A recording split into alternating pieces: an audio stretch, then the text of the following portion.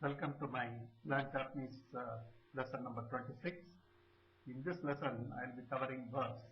Over the next 4 lessons, I will be actually covering verbs.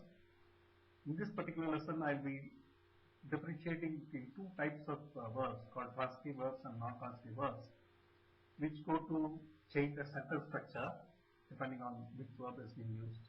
So that's what we'll start. In the last 25 lessons, we have dealt with a lot of description, but very few verbs. We dealt with des, arimas and imas, which were verbs used for describing equivalence, existence or possession. We also looked at verbs which meant somebody is coming or going, imas and ikimas. We will now cover other kind of verbs to increase our vocabulary of verbs. Japanese verbs have a very wide range of variations. We will cover them step by step.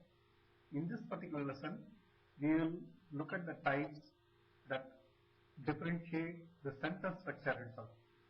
These are transitive verb and non-transitive verb. The transitive verbs require a joiner O to be used between the verb and the object it refers to. O will be an object marker and will follow the object immediately after the object. Non-transitive verbs will not use such a joiner O, as they do not refer to any object. Let us understand these verb types. Non-transitive verbs do not address an object directly. If you ask the questions what and who with respect to these verbs, they will not be available. These answers may not make sense or may not exist. They may be a state of existence rather than an action, since there is no actor. Or it may be a natural or involuntary happening which nobody is actually seen to be doing. It may be possible that where is a question that we can ask about the verb, and the answer to that may be available, but definitely what and who will not be available. For example, go is a verb. Go what and go who are meaningless. Go where may make sense. Go is a non-transitive verb. Examples of non-transitive verbs are go, come, sit, return, sleeps, becomes, falls, etc. Transitive verbs clearly address an object. These verbs yield an answer when you phrase a question with what or who. For example, if you are asked, eat what? You can get an answer such as, eat bananas. So, eat is a transitive verb.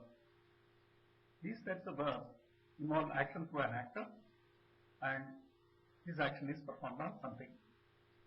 Examples are eat, drink, read, write, meet, wait, study, play, etc. Okay, we have seen the transitive verb and non-transitive verb. Now let's look at how the sentence structure gets affected. We use a joiner O when we use transitive verbs. Transitive verbs address an object. So between the object and the verb, we place this joiner O. This joiner will follow the object. It will be immediately after the object. So it's called an object marker. It is used only for transitive verbs. It is not used for non-transitive verbs. Let us look at a sentence. Watashi wa shigoto wo shimasu. I do work. Is what the meaning of this is. Shigoto means work. Shimasu means do or will do. Shimasu is a transitive verb. If you ask the question, do what? It is the answer work.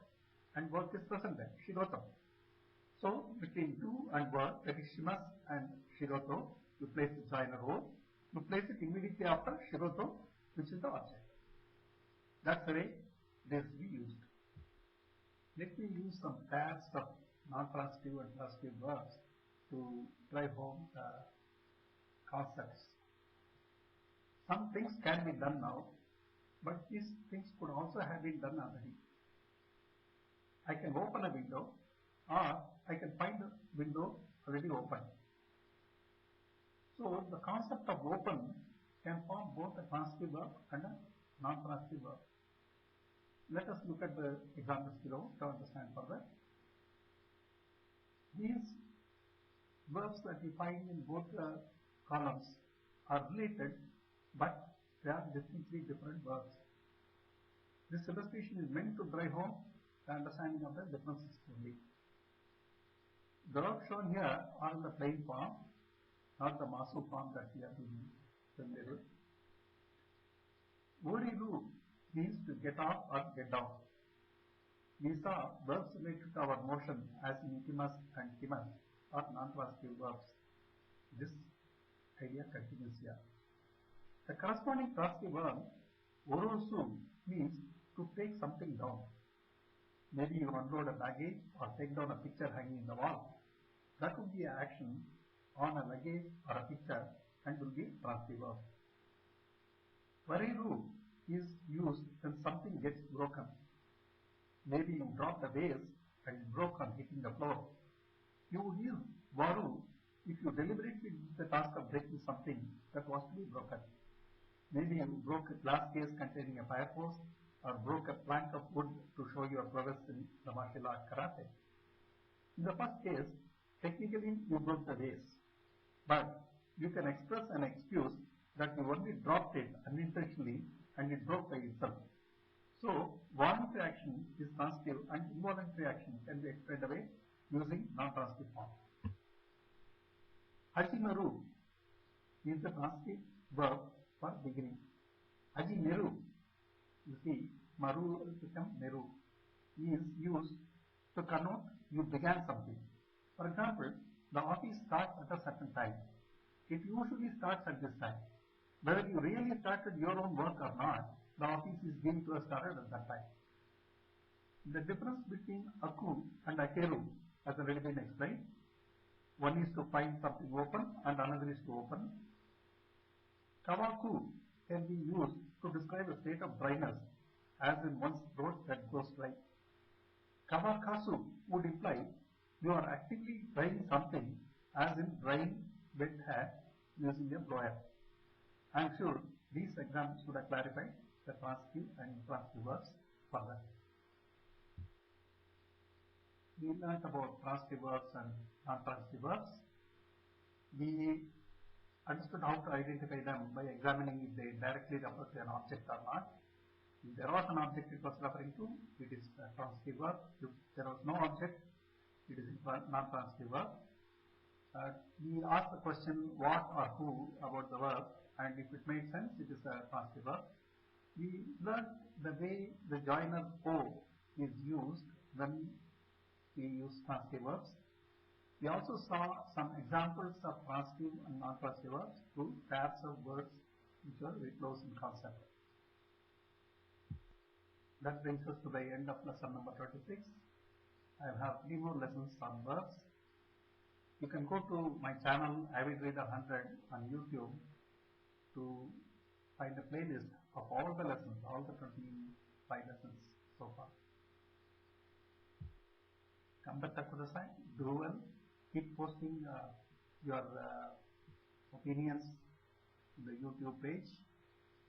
I would very much like to get some feedbacks on these lessons. I can also clarify your doubts.